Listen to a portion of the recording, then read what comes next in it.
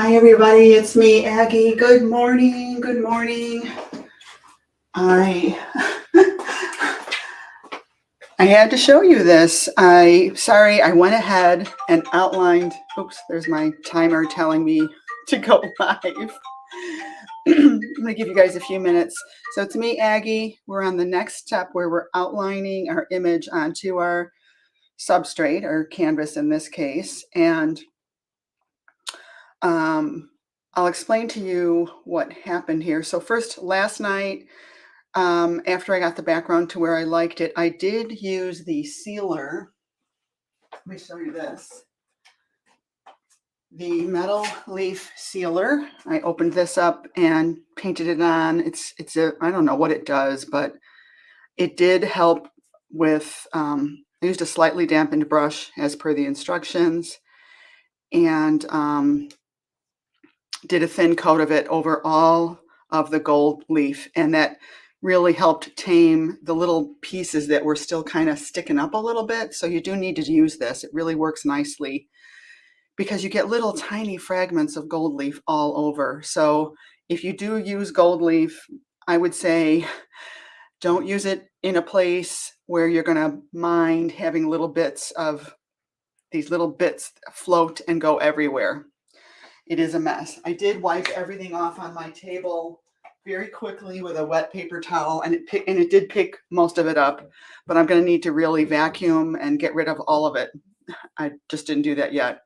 So word of caution about that. Chalk, so what I did was I taped my image down. Here it is, my bowl. Taped him down and outlined him with chalk, regular white school chalk. Don't use any other color of chalk, just white. And if your background is dark enough, you'll see that well enough. I couldn't really see it well enough. The chalk goes away when you resin, by the way, and it doesn't cause any problems. So you don't have to clean the chalk off or anything like that. But I suppose, well, no, you really can't. When we used to do this with acrylic paintings, we would trace our design on with chalk and paint the inside the shape and then clean off the chalk with a wet paper towel. But really, it's not necessary for this. The resin will take care of the chalk. So here, back to what I'm doing. My chalk outline just wasn't visible enough, so I grabbed my gold paint pen, this one here, the Deco Color Premium Prime Premio. Love that name. And outlined inside the chalk line, which is actually a more accurate depiction of the image. And I still felt like I couldn't see that well enough when it was gold on gold. It is a different gold, but I don't know. For some reason, I wanted to see it more. So the only thing I could do is paint inside the bowl. And look how cool it is. Because I used that bristle brush originally, what happens is it's a somewhat thinned paint, not much. I'm using golden fluid acrylics. I used my permanent violet dark, and I used a little bit of Payne's gray on a plate and a little bit of water, and started applying it with, a round brush. And the cool thing is it's so easy because the gold outline is oil-based. So when you put a water-based paint up next to an oil-based stroke, it pulls in, and so it's very easy to paint up right up to the oil outline. Does that make sense? I hope that makes sense. Let me check comments. Let's see who's here with me. So, and then because the paint is a fluid paint and it's a little bit thinned, you could use regular body acrylics and just add a little bit of water. And because of that, the pigment sinks down into the little crevices created by the bristle brush and looks totally awesome. It really looks cool. And what makes it look even more interesting is when you use two different colors like I have been using. The Payne's gray it's a cooler color compared to the permanent violet dark. So I feel like this could be a painting on its own without even adding glass and resin. It would be a gorgeous piece that you could charge top dollar for. But I am gonna add glass and resin because that's the class. And I loved the purple so much against this that I thought I mean, then another idea popped into my head. What if I colored my china plates with alcohol ink? And so I just did a test. This I could clean this off if I wanted to, and it would all come off. I just grabbed some, I think it's called Purple Twilight alcohol ink and put that on there and a little bit of blending solution. And, man, I think this could look totally awesome. So let's check comments.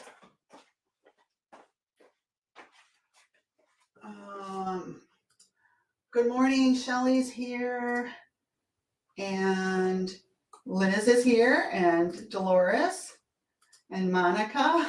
Hey, everybody, and Carolyn. You ladies, I'm so glad that you are able to make it here with me and hang out. It makes all the difference. Thank you so much.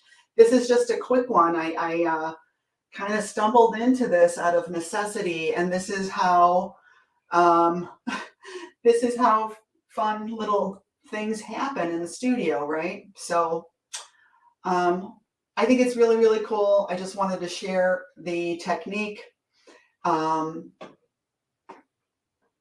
me what you think. Would this work with your colors, with your situation, do you think? Is this something that you're going to try, or do you think you're just going to use the chalk outline on yours? Just comment below.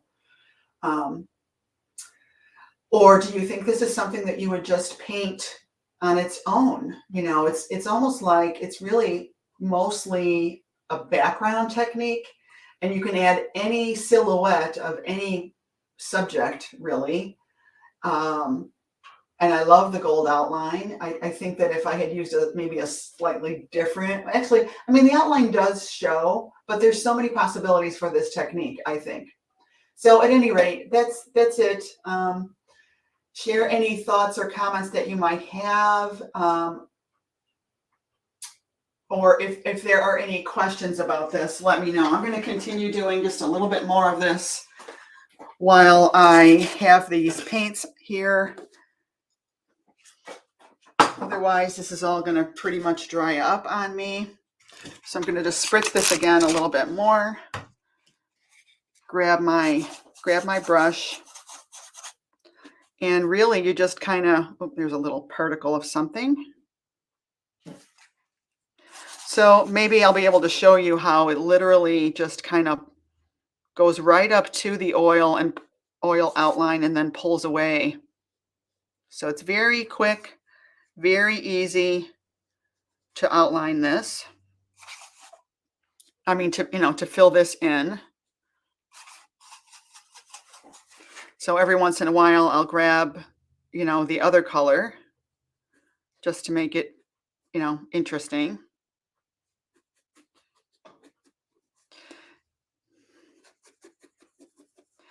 And I really don't even have to worry about this too much because we're really not going to see this.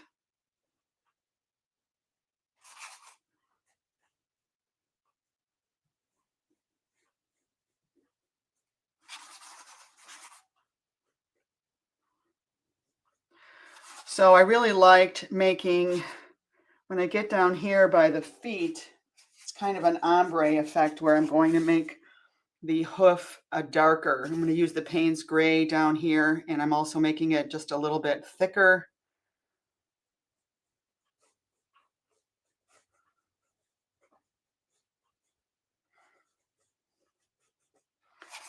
Easy peasy, lemon squeezy. I put a little bit of that paper that I showed you guys, or that tissue paper, and it didn't really look the greatest, but I didn't pull it off because I thought that might cause more problems. So I thought that the, clear area of the tissue would be a little more transparent, but oh well.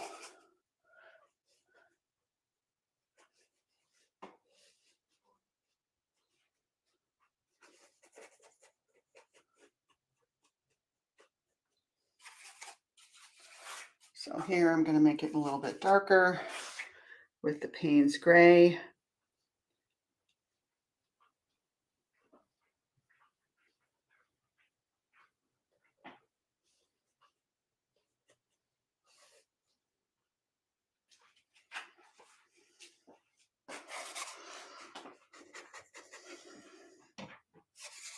Could probably just grab a larger brush to fill in the whole center area. So let's come down here and do this foot, or hoof rather.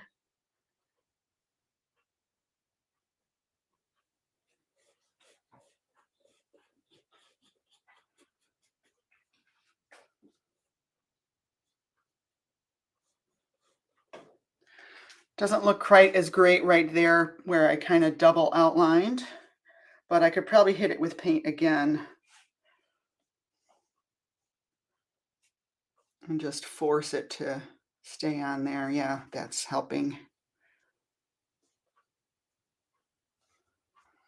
Apply the paint a little bit thicker.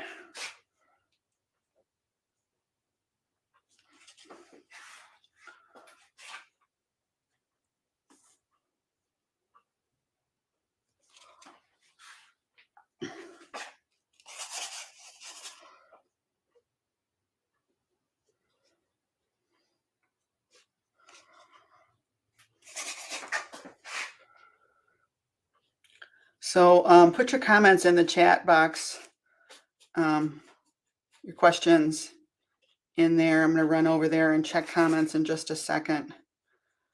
Just thought I'd use this paint while I have it here.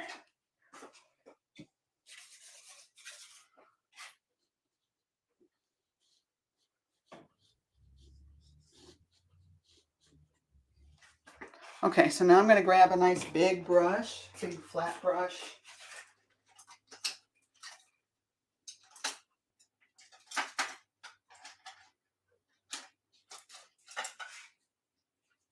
Keep picking up angle brushes. That's funny.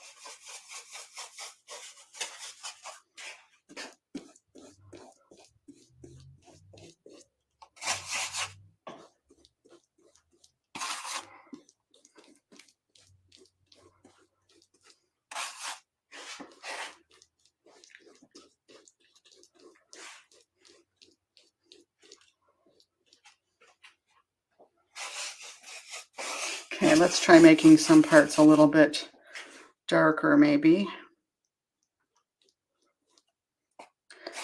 And, you want to keep the pigment somewhat watery so that it settles into those ridges. Yeah, this is definitely a technique I'll use again.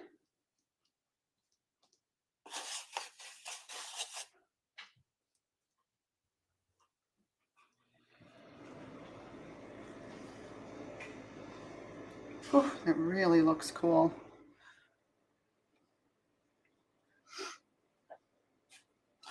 And you could even drop in circles of pigment.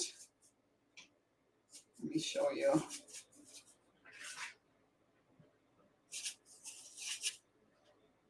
Like this, you could drop in more pigment. make him a spotted bull.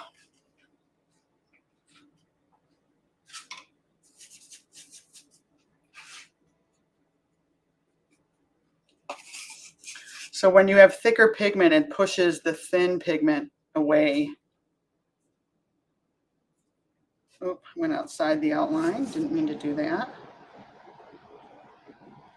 So it's, you know, in a way it's like watercolor. You can drop in thicker, more concentrated pigment.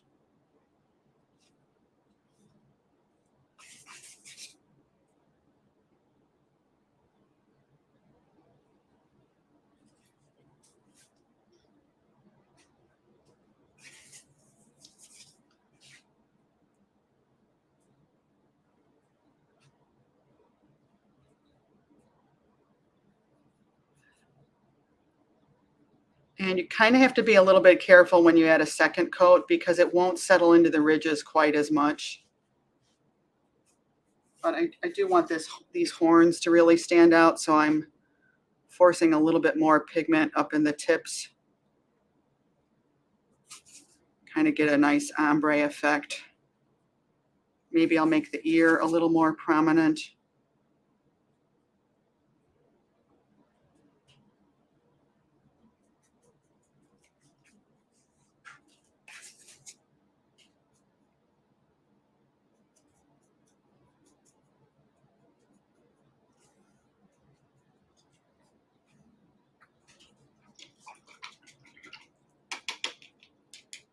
All right. So let me check comments, see what you guys are saying, if anything, about this. I would just let it dry naturally.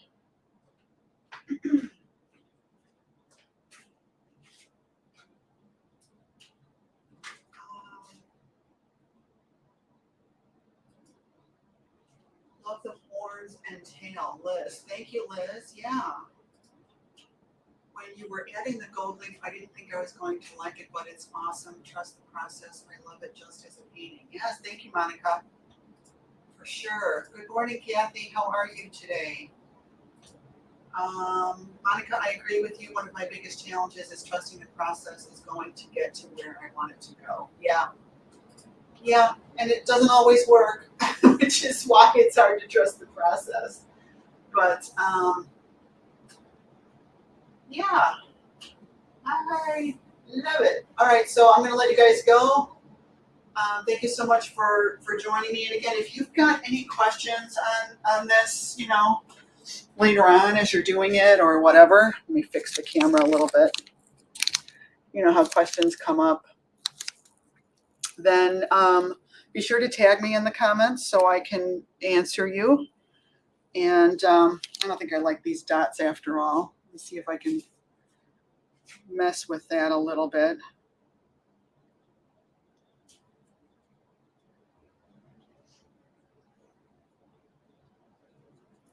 And yeah, just be sure to always tag me. That way I'll see your comments. Otherwise you know, you comment or question, you know, in the group. Otherwise, I really might not know. It really looks awesome, the pigment on top of the gold foil. Oh my goodness. That really looks amazing. I'm surprised you guys didn't like the idea of the gold leaf. Interesting. Or you didn't think it was going to. I'm wondering why. Did you ever have a bad experience with gold leaf? See, I've never used gold leaf, so I didn't have any preconceived notions, I guess. But all right, thank you so much. And I'll be on this afternoon at 1 to I think we're going to finally be able to start adding the china. Yay! All right. Hope you can make it. And if not, the replay is always available for you. All right, you guys. Thank you so much. Have a great day.